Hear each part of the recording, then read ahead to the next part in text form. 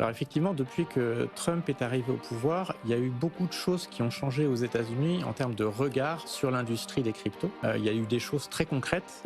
par exemple l'émergence de la réserve américaine en Bitcoin, qui a été votée et mise en place depuis mars dernier. Un Genius Act qui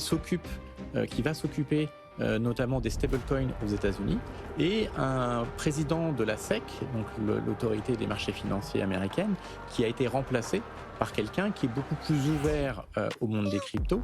et qui est en train de faire justement une sorte de, comment dire,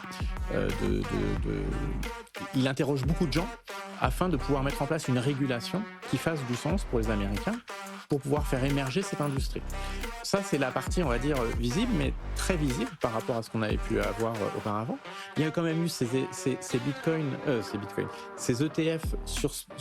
soit BTC ou sur ETH qui sont sortis en janvier 2024 et en juillet de l'année dernière, qui ont quand même ouvert le marché aux investisseurs institutionnels. Je suis pas sûr qu'à l'époque c'était Trump qui était